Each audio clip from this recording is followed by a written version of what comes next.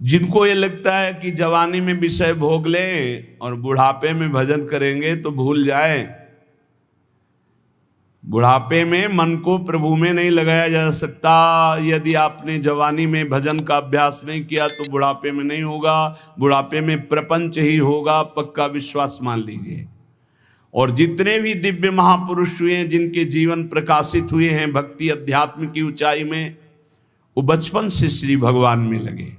त्रिपुरदास जी के घर में राजमंत्री पिता थे, पर बहुत ही सुंदर भक्ति के संस्कार थे।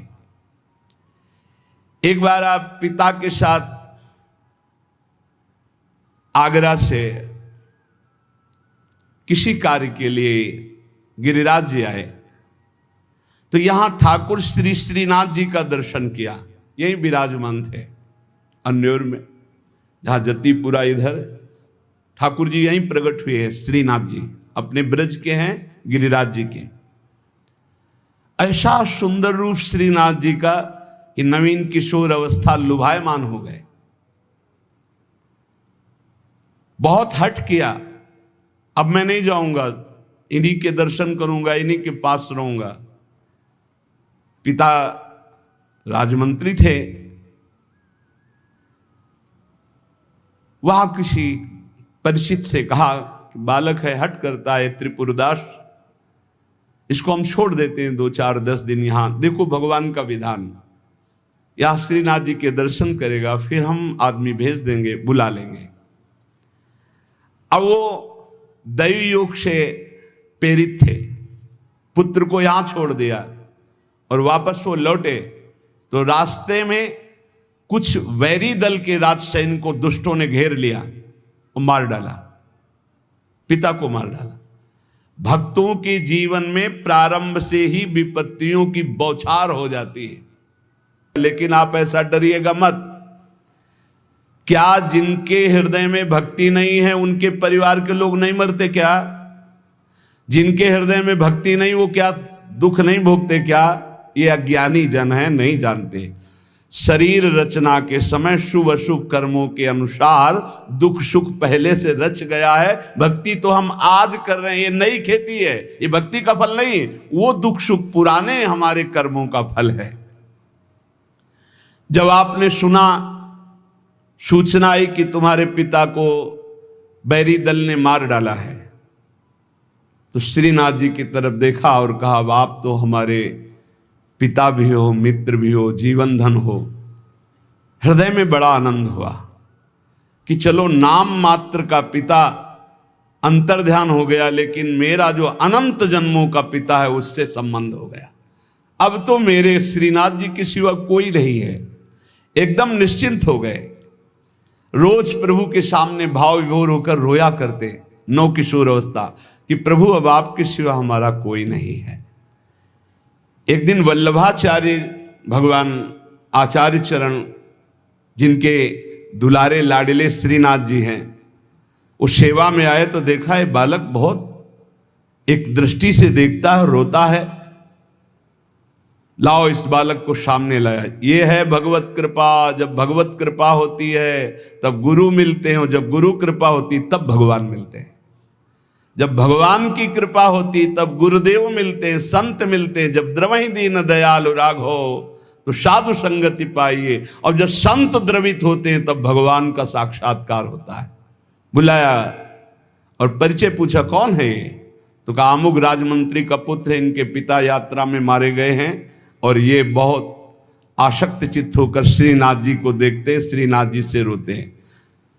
त्रिपुरदास जी ने साष्टांग दंडवत किया वल्लभाचार्य जी को और कहा, प्रभु मैं मात्र पितृहीन, न मेरे माता है न पिता है, मैं अनाथ बालक हूँ। बस मेरे नाथ तो श्रीनाथ जी ही हैं और आपके श्री चरणों का आश्रय दे दिया। प्रभु मुझ अनाथ दीनहीन को आप स्वीकार कर लीजिए। बहुत प्रसन्न हुए। इतना छोटी अवस्था में ऐसे शुद्ध शब्द, ऐसे भागवतिक चेष्टाएं। चलो आज अभी इसी क्षण मैं इसको दीक्षा देता हूं। आचार्य श्री वल्लभाचार्य जी विधि पूर्वक दीक्षा देकर ब्रह्म संबंध कराया। कुछ दिन तक पास रखा और कहा वापस जाओ घर। श्रीनाथ जी की सेवा की भावना रखो, निरंतर चिंतन करो, ध्यान में श्रीनाथ जी का स्मरण रखो, भक्ति में जीवन व्यतीत करो। हमारा सदैव कृपा प्रसाद तुम्हारे साथ है। गुरु आज्ञा तत्काल श्रीनाथ जी से उनके जो परिचय के थे ले गए। यवन राजा था, उनके राजमंत्री थे पिता। तो जब नौ किशोर अवस्था से थोड़ा बड़े हुए तो इनके पिता का पद इनको दिया, राजमंत्री बना लिया। अब ये राजमंत्री में जितना वैभव मिलता, तो इन्होंने एक बात सत्य समझी कि धन की सच्ची योग्यता क्या है। बोले संतों के मुख में चला जाए, संतों की सेवा में चला जाए, भगवंत सेवा में लग जाए, सो धन धन्य प्रथम गति जाकी। धन की सार्थकता है। ये भागवतिक सरकारी बैंक है।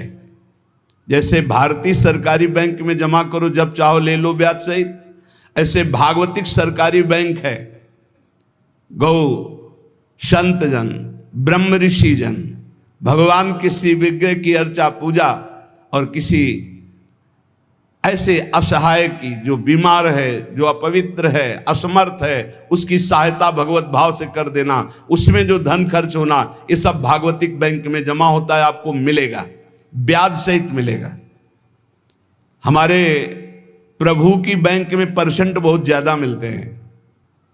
1 रुपया का लाख गुना ब्याज मिलेगा। देखे ये जो आप देखते हैं कि अमुक पद पर बैठ गया, अमुक राजा बन गया, अमुक बन गया, ये पूर्व जन्म का है। पूर्व जन्म का आप देखते हैं छा गया, ये पूर्व जन्म का सुकृत है। वैभव ऐश्वर्य चरण चूम रहे, वाह वाही हो रही, ये सब पूर्व का पुण्य है, 1 का लाख गुना। पर इस बैंक में विश्वास नहीं होता, किसी किसी को विश्वास होता है। और इस बैंक में जमा कर देने पर अगर आपने कह दिया तो तत्काल वो फल जो गुणा करके आपको प्लस मिलना था नहीं मिलेगा। ध्यान कर लेना। यदि माइक से हो गया कि अमुक जगह के अमुक भगत ने 5,000 रुपए दान किए, भगवान इनका मंगल करें, तालियां बज गई, हो गया, उड़ गया, आपके बैंक का ब्याज उड़ गया। जैसे सभा में खड़े होकर अपने पाप को स्वीकार कर ले तो उड़ गया, खत्म पाप। ऐसे सभा में यदि पुण्य स्वीकार कर ले तो खत्म। बुजुर्ग जन कहते थे कि दान ऐसा करे कि दाएं हाथ से दे, बायां हाथ न जाने। नेकी कर दरिया में डाल, कोई जान न पावे, तब लाख गुना हमारी भागवतिक बैंक से उसे मिलता है। ये तो हुआ अपना धन देने पर। और अगर ये बात हो जाए कि हे प्रभु आपकी वस्तु आपको समर्पित करते तो भगवान मिल जाएंगे, तो दियम वस्तु गोविंदम तुभ्यमेव समर्पये। ये निश्चय किया त्रिपुरदास जी ने कि राजमंत्री पद से जो भी धन आएगा मैं केवल सेवक की तरह प्रसाद से शरीर पोषण करूंगा, सारा धन संत सेवा और भगवंत सेवा में लगाऊंगा। उस श्रीनाथ जी के लिए नियम लिया, प्रतिज्ञा ली कि हर साल सर्दी में दगला बनवा कर भेजेंगे, रत्नों से हीरो से जटित बढ़िया पोशाक, सर्दी की, सुनहरे गोटे, सुंदर सुंदर रत्न जटित। अब चाहे करोड़ों के रत्न लग जाए श्रीनाथ जी के लिए, और राजमंत्री थे, दगला भेजते और रोज संत सेवा होती त्रिपुरदास जी के यहां। संत जन आते, प्रसाद पाते। धन की यही सार्थकता है। जय जयकार हो, भगवान नाम कीर्तन हो, भगवत अनुरागी जन आकर प्रसाद पावे, भगवान की आरती पूजा सेवा। धन्य है वो गृहस्थ, वो धन्य, वो तीर्थ है उसका घर जिसके घर में भगवान की आरती होती, भगवान का नाम कीर्तन होता, आए हुए अतिथियों की सेवा होती है। और श्रीनाथ जी भी बड़े रिजवार ठाकुर, बहुत खुश होकर के, प्रसन्न होकर के वो दगला धारण करते। श्री विठलनाथ जी श्री वल्लभाचार्य जी के पुत्र हैं। वो देखते कि और वस्त्र जब धारण कराते हैं तो ठाकुर जी धारण करते हैं, लेकिन जब त्रिपुरदास जी का दगला धारण कराते तो ठाकुर जी फूल जाते हैं, प्रसन्न हो जाते हैं। भक्त के द्वारा प्रेम से दी हुई वस्तु भगवान बहुत भाव से स्वीकार करते हैं। सब दिन होत न एक समान, एक समय ऐसा भी आता है जो बहुत ही अंधेरे का होता है, एक समय प्रकाश का आता है। जैसे दिन रात ऐसे सुख और दुख। अब यवन बादशाह था, उसके पास द्वेषियों ने सूचना लगा दी कि ये राजमंत्री हैं, आपको पता नहीं है ये आपके धन का बड़ा दुरुपयोग करते हैं, साधु महात्मा इनके यहाँ खाते रहते हैं और न जाने क्या क्या खूब लुटाते हैं, आपके यहाँ से वैभव चुराया जाता है। और वो राजा यवन, उसकी बुद्धि बदल गई, उसने तत्काल आदेश किया सर्वस्व अपहरण कर लिया जाए, त्रिपुरदास जी का सर्वस्व संपत्ति जब्त कर ली जाए। मतलब पात्र भी घर में नहीं रह गए, सब जब्त कर लिया गया।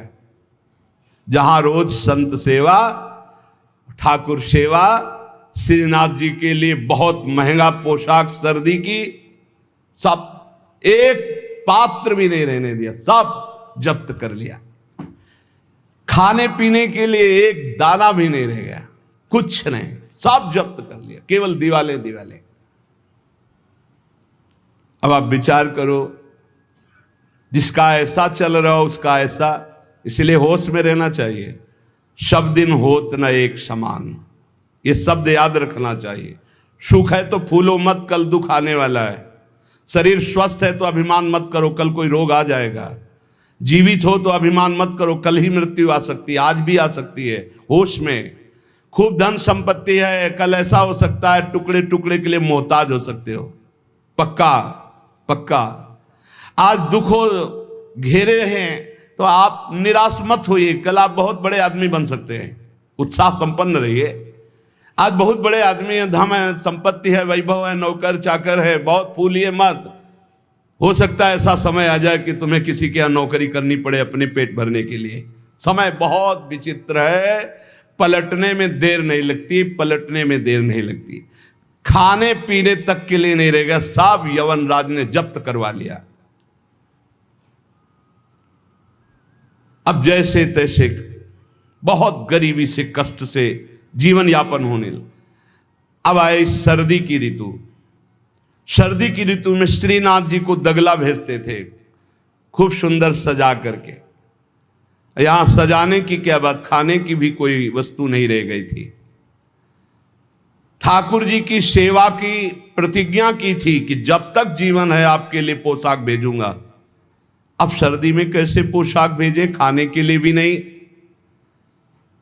बहुत जोर जोर से रोना आया कि हम हर कष्ट सह सकते थे, लेकिन आपकी सेवा, ये जो सर्दी की पोशाक भेजने की थी, अब कैसे कैसे होगी आपकी सेवा। और ये सेवा नहीं होगी तो मेरा जीना, क्योंकि मैंने नियम लिया था कि मैं अपने जीवन में जब तक जीऊंगा हर वर्ष आपको सर्दी के समय पोशाक भेजूंगा सर्दी की। आप ठाकुर जी से विनय करने लगे कि मैं सब कष्ट सह सकता हूं, आपकी सेवा छोड़कर नहीं। इतने में देखा, दृष्टि गई तो एक ऊपर दावात रखी थी। आपको जैसे कोई डूबते हुए को तिनके का सहारा मिल जाए, और वो दावात पीतल जैसी दिखाई दे रही थी, तो लग रहा था कुछ सिक्के की तो बिकी जाएगी। दावात ली, बाजार में बेचने के लिए गए कि अगर ये बिक जाएगी तो थोड़ा भी कपड़ा मिल जाएगा तो नियम की तो पूर्ति हो जाएगी। भगवान अपने भक्तों को ऐसा कष्ट क्यों देते हैं, क्यों देते हैं? बड़े आराम से जय जयकार हो रही थी, संत सेवा हो रही थी, ठाकुर सेवा हो रही थी। श्री प्रियादास जी कहते हैं, भयो ईश ख्याल, इष्ट देव को ये पसंद है। डरना मत, डरना मत कि इष्ट देव को ये पसंद, क्या पसंद है? अनन्य चिंतन। धन का आश्रय भी नहीं होना चाहिए। सुनेरी मैंने निर्बल के बलराम, अपबल तपबल और बाहुबल, चौथो बल है दाम। और आपसे बता दें, कक्षा 1 के विद्यार्थी से PhD के प्रश्न नहीं पूछे जाते। आप मत डरना, क्योंकि आप क्लास में हैं ही नहीं, आप इस क्लास में नहीं हैं। आप डरना मत। नहीं आपको लगे कि भगवान हमारी भी परीक्षा लेंगे तो आज जो चैन से हम AC में रह रहे हैं, कल फिर सब खत्म हो जाएगा, ऐसा नहीं। ये डिग्री वालों की होती है। अपने लोग वो पार्टी छुइया वाले पहले क्लास वाले हैं, खूब टॉफी मिलेगी और आराम से पढ़ने को। यहाँ परीक्षा नहीं होती है। यहाँ 2-4 क्लास तो ऐसे ही बढ़ा दिए जाते हैं। जब डिग्री आती है तब वहां परीक्षा होती है, इस बात की कि अब तुम्हारी स्थिति क्या है। त्रिपुरदास जी के ऊपर जो भगवान की विशिष्ट कृपा हुई, ये भगवान श्री कृष्ण चंद्रजू ने युधिष्ठिर जी से कहा। एक बार युधिष्ठिर जी ने कहा कि प्रभु, ऐसा भी आपका नाम लेते हैं, धर्म से चलते हैं, कोई कदम भी कहीं अधर्म नहीं। अर्थ समझ लो भाई, डरना नहीं, डरना ले ली। इसलिए बीच में कह रहे कलयुगी भगत है, ये ले अपनी कंठी माला अनुग्रहामि। बहुत अनुग्रह, हमें नहीं चाहिए आपका अनुग्रह। भगवान ने युधिष्ठिर जी से कहा, यस्याहम अनुग्रहणामि, जिसे मैं स्वीकार कर लेता हूं कि ये मेरा है, उस पर मैं कृपा करता हूं। हमने ये देखा, पहलवानों से भी मिले हैं, वो कुश्ती में अपने जन को वहीं पीटते हैं जहां से कमजोर होते हैं। जैसे यहां मारा, बोले अब 1000 बार यही मारेंगे, वो 1000 बार मारेंगे यही थपाड़ा, 1000 बार मार के फिर गिरा के टिहुना से मारेंगे यहां। और जब टिहुना सह गए तब कहेंगे हाँ ठीक है लड़ो, क्योंकि हमने पक्का कर दिया अब यहां तुम्हारे कोई मारे तो तुम फेल नहीं होगे। ऐसे कुछ जगत गुरु श्री कृष्ण हैं। हमारा ये पार्षद कमजोर कहां से हो सकता है? जहां कमजोर वहीं मारा जाता है। बड़ा सुविधा भोगी तो सुविधा पर ही मार चलेगी, अब सुविधा के बिना भी भजन हो सकता है। उस समय तुम्हारी मांग क्या होगी, सुविधा या भगवान? त्रिपुरदास जी किस लिए रोए कि आपकी सेवा का प्रण लिया था, वो सेवा की पूर्ति। भगवान कह रहे हैं कि जिस पर मैं कृपा करता हूं पहले उसका धन बल अपहरण कर लेता हूं। ये धन बल अपहरण कर लेता हूं। जब वो निर्धन हो जाता है तो सगे संबंधियों का अपहरण कर लेता हूं, या तो सगे संबंधी छोड़ देंगे। देखा ना, पिता रास्ते में ही राधे श्याम। बहुत कृपा समझना कठिन है। सुनाया था एक बार भगवान शंकर की कृपा। माता पार्वती जी से कहा चलो मैं आपको अपने भक्त के दर्शन कराता हूं। बोले चलो प्रभु। तो बोले पहले अभक्त के दर्शन कर लो, तब भक्त के दर्शन आप सुख पाओगी। तो गए तो सुपारी कतर रहे थे बैठे, उसमें बढ़िया गद्दा लगा हुआ था, गिरदा लगा, 50 गाय 50 भैंसे दूध दुही जा रही थी। प्रातःकालीन का समय था। संत वेश में गए और कहा भगत जी 100 ग्राम दूध दे दो, शालिग्राम भगवान को स्नान कराना है। चल दिया सुबह से, और क्या क्या बोलना। महादेव जी ने कहा हे भगवान, जितनी संपत्ति और वैभव इससे दुगना इसकी कर दो। माता जी ने कहा अवघड़ इसीलिए कहा जाता है इनको, बड़े अवघड़ नाथ है। 100 ग्राम दूध ले दिया, गाली दिया, ऊपर से कह रहे संपत्ति कह दो दुगनी। बोली नहीं पर अंदर अंदर कि बहुत विचित्र औढ़र दानी है इनका। आशुतोष बोले चलो भगत के दर्शन। बोले अभक्त तो ऐसा था कि अगर आप साथ ना होते तो इसको भस्म ही कर देती हम, क्योंकि अंबा तो शक्ति है। आपका अपमान। अरे अभक्त ऐसे ही होते हैं, तुम्हें नाराज नहीं होना। भक्त के पास गए, एक झोपड़ी फूस की, एक गाय और उसी फूस की झोपड़ी में माए उसकी मैया रहती थी। गए, जो देखा संत तो साष्टांग दंडवत किया, आओ बैठो बैठाला, 100-200 ग्राम गाय का दूध होगा, वो बढ़िया पान करने को ले दिया। प्रभु थोड़ी देर भगवत चर्चा हुई। भगवान शिव ने कहा अच्छा भाई चलते हैं, हम तो विचरण करते रहते हैं। बोले संत भगवान कभी पुनः कृपा करके आना। हम कुटिया के बाहर निकले और कहा हे करुणा निधान भगवान, इसकी गैया और मैया दोनों हटा दो, मार दो।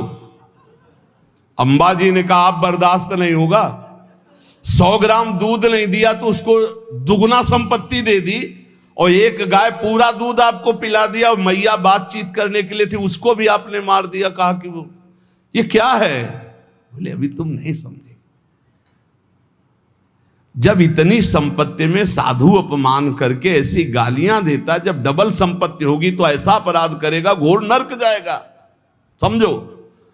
और इसका कुछ मन मैया में जाता है, कुछ गैया में जाता है। दोनों भगवान के पास गए, वे अखंड हमारा चिंतन करेगा, ये हमें लीन हो जाएगा। माता जी का ये बात तो सही। तो बोले जिस पर मैं कृपा करता हूं इस माया प्रपंच से उसे अपने स्वरूप में स्थित करता हूं।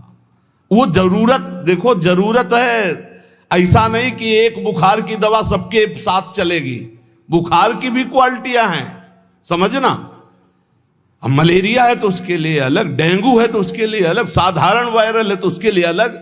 हम लोग साधारण बुखार वाले हैं, चिंता मत करो। ऐसे हाई इंजेक्शन नहीं लगेंगे जैसे त्रिपुरदास जी के लगे, या प्रहलाद जी के लगे, या नरसिंह मेहता जी के लगे, या मीरा जी के लगे। अपने लोगों के नहीं लगेंगे। बहुत ऐसे वायरल, जैसे ऋतु का बुखार है ना, अपने लोग ऐसे बुखार के मरीज हैं। डेंगू वाले नहीं है कि भर्ती हो जाए, प्लेटें कम हो रही। डरना मत। अलग अलग बुखार की जैसे दवा, ऐसे अलग अलग भक्ति की स्थिति की परीक्षा होती है। अब इसकी स्थिति क्या होगी वो तो जगत पावन करने वाले भगवान ये देखते हैं। बहुत सुंदर बात है ये, अगर समझ में आ जाए। भगवान अंधकार का नाश कर देते हैं, भगवान स्वप्न का नाश कर देते हैं। ये सब स्वाप्निक जगत है। अब मोह ममता से युक्त इसलिए डर जाओगे तो हम कह रहे हैं तुम्हारे साथ ऐसा होगा ही नहीं, क्योंकि तुम उतनी स्थिति के ही नहीं हो। डरना मत, सच्ची मानिए। क्या चक्रवर्ती सम्राट अम्बरीश जी भगवान के भक्त नहीं है? ध्रुव जी भगवान के लिए भजन करने के लिए गए तो आज ऐसा पद मिला कि त्रिभुवन में किसी को नहीं। सुदामा जी को दरिद्रता प्राप्त थी और सुदामापुरी की रचना हो गई, जैसे द्वारिकापुरी की रचना। आप हमारे श्री कृष्ण के प्रति ऐसा ना सोचे, ये जो कह रहे हैं बड़ी गुप्त बात है। उसके अंदर के ममत्व का नाश कर देते हैं, उसके अंदर के अज्ञान का नाश कर देते हैं। क्या आप अपने अज्ञान का नाश करवाना नहीं चाहेंगे? यहां अज्ञान की वृत्ति के नाश की बात। आप ऐसा मत सोचिएगा। और आज तक कोई भक्त आपको भिखारी नहीं मिलेगा। आप ध्यान दीजिएगा, पुरुष से लेकर के जहां दृष्टि डालिए, जहां भक्तों को आपके 4 घर में लोग होते हैं, उनके भोजन की व्यवस्था में आप चिंतित रहते हैं, समझ रहे?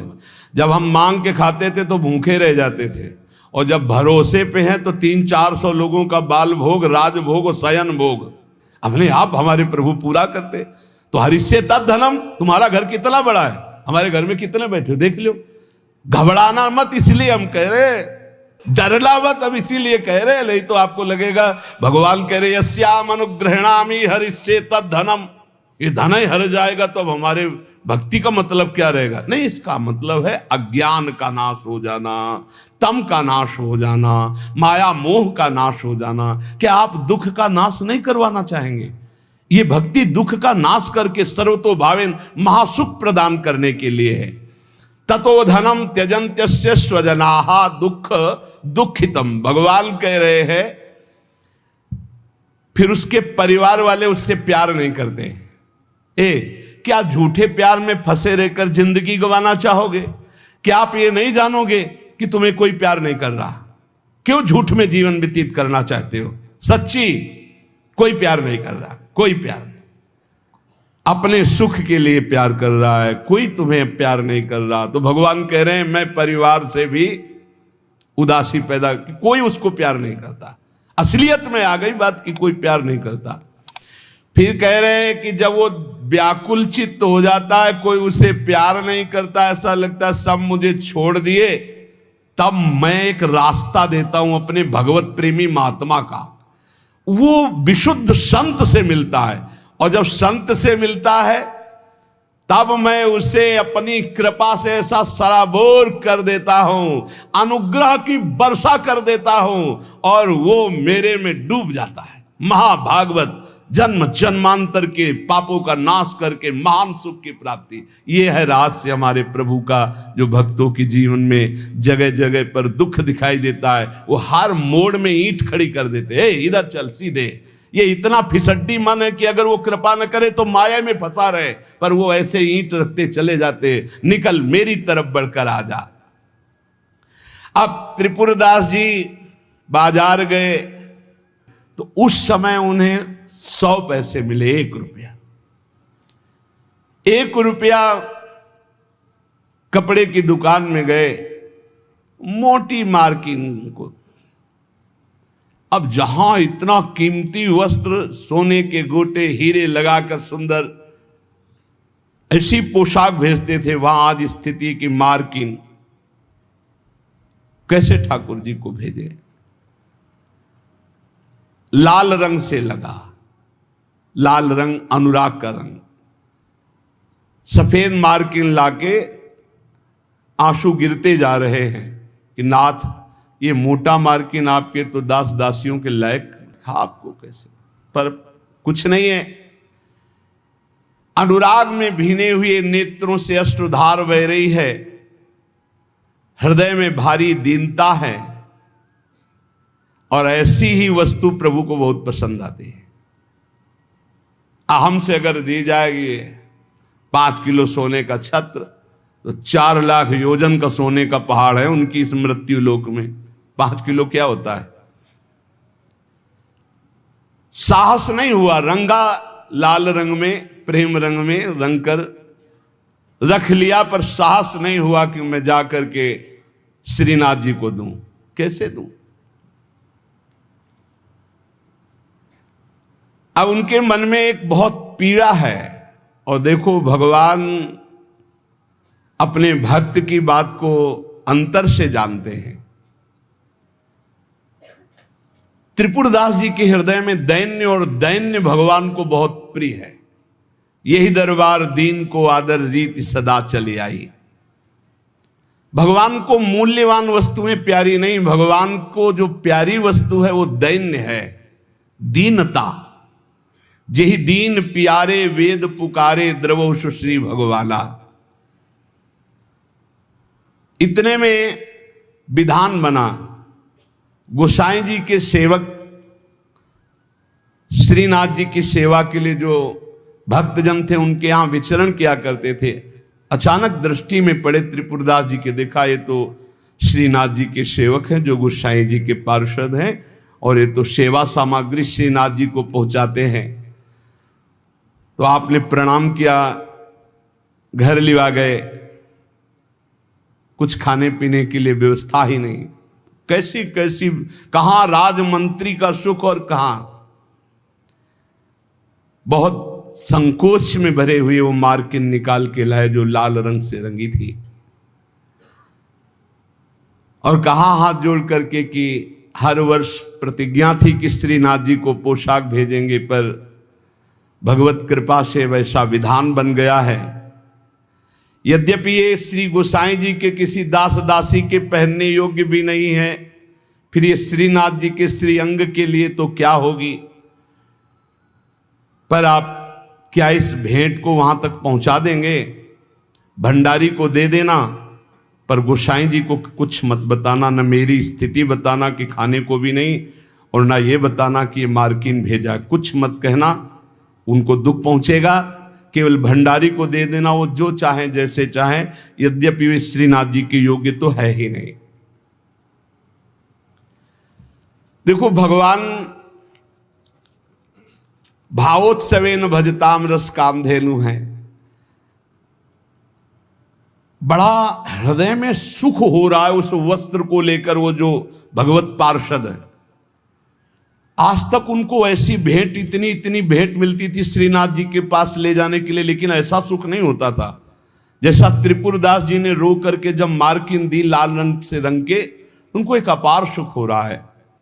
त्रिपुरदास जी का वस्त्र लेकर बड़े प्रेम में डूबे हुए भगवत पार्षद गए और भंडारी जी से कहा कि आपसे तो कुछ छुपाव है नहीं, ये त्रिपुरदास जी का दिया हुआ वस्त्र है, यद्यपि बहुत कष्ट में उनका जीवन है, फिर भी उन्होंने ये सेवा भेजी, आप इस सेवा का आदर करना, अपमान मत करना कि कहीं फेंक दो। अरे मार्किन कहाँ ठाकुर जी के श्रीअंग पोशाक वाल।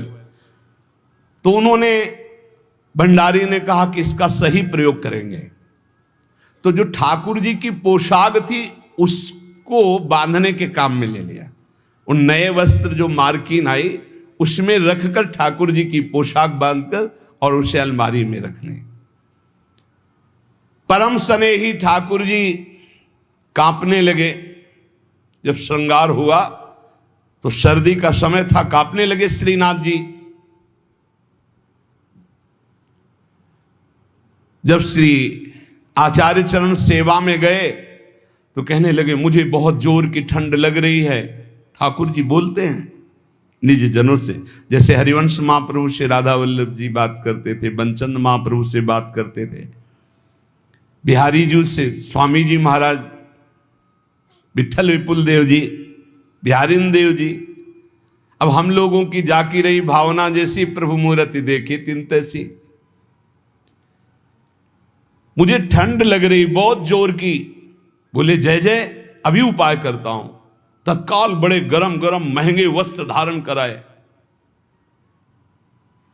ठाकुर जी फिर बोले बहुत ठंड लग रही है, बहुत ठंड लग रही।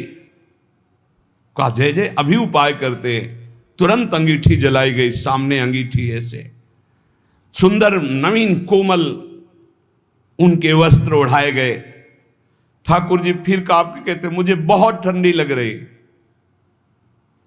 श्री विठल नाथ जी गोसाई जी समझ गए कि यह साधारण ठंड नहीं है, ये किसी भक्त के हृदय की जो पीड़ा है उसी की एक कपकपी है। गोसाई जी बहुत संकुचित होकर बोले जय जय, अब क्या उपाय करूं? आपको सुंदर सुंदर दगला पहना दिया, सुंदर गरम वस्त्र उड़ा दिए, अंगीठी आपके साथ, फिर भी आप कह रहे हैं आपको ठंड लग रही। एकदम ध्यान गया। उन्होंने कहा किसी भक्त के वस्त्र का तो अपमान नहीं हो रहा है। सेवक को बुलाया, तत्काल बही खाता लाओ, इस वर्ष किसकी किसकी पोशाक आई है, किसकी नहीं आई। बही खाते में सुनाया गया, लेकिन त्रिपुरदास जी का नाम नहीं था। त्रिपुरदास जी का नाम इसलिए नहीं लिखा कि कोई पोशाक ही नहीं थी, मार्किन लाल रंग से भेजी गई थी। श्रीनाथ जी बड़े स्नेही हैं, बहुत प्यार करने वाले हैं। विठलनाथ गोस्वामी जी ने कहा त्रिपुरदास जी का नाम नहीं सुनाया, हर वर्ष भेजते थे, क्या इस वर्ष पोशाक नहीं भेजी? देखो एक तो भगत होते हैं कुछ फुलरा चढ़ता 4 दिन की भक्ति का, सोडा वाटर की तरह मार फूल के एकदम। और एक भक्त होते हैं जो गंभीरता पूर्वक कदम बढ़ाते, जितनी सेवा तो बढ़ाते चले गए, पूरा जीवन समर्पित कर दिया। और एक होते हैं एकदम फुलरा की तरह से बड़े हो बस खत्म। हमें लगता है कि भक्ति सोडा वाटर वाली ना करो, क्षणिक वैराग्य वाली मत करो, एक कदम बढ़ाओ पर बहुत मजबूत बढ़ाओ। जीवन में चाहे जितना संकट आ जाए, उतने कदम जो हम बढ़ चुके हैं भक्ति के, पीछे नहीं लौटेंगे, चाहे मृत्यु क्यों ना हो जाए। ऐसी दृढ़ निष्ठा रखनी चाहिए, तभी माया पर विजय प्राप्त होती है। पोशाक हर वर्ष त्रिपुरदास जी भेजते थे, उनका नाम बही खाते में था, क्यों नहीं भेजा? सेवक ने कहा राजकोप के द्वारा सारा धन उनका नष्ट कर दिया गया, छीन लिया गया है, तो कुछ नहीं भेजा? नहीं भेजा है। मार्किन भेजी, लाल कपड़े में, लाल रंग में रंग करके कपड़ा आया है। वो ठाकुर जी की पोशाक लायक है नहीं, इसलिए ठाकुर जी की पोशाक रखकर उसमें गोसाई जी ने कहा अच्छा अच्छा, आप समझ में आया, इसीलिए ठाकुर जी को ठंडी लग रही। अरे जल्दी वो कपड़ा लाओ, जल्दी कपड़ा लाओ। और तत्काल दर्जी को बैठाल कर तत्काल सिलवाया। और ठाकुर जी को जे ही अंग में धारण करा, ठाकुर जी मुस्कुरा दिए और बोले हाँ अब सर्दी दूर हो गई। बड़े रिझवार ठाकुर है। प्रेम प्रभु को चाहिए, भाव प्रभु को चाहिए। इसी भाव को दृढ़ करने के लिए ये महापुरुषों के पावन चरित्र हैं।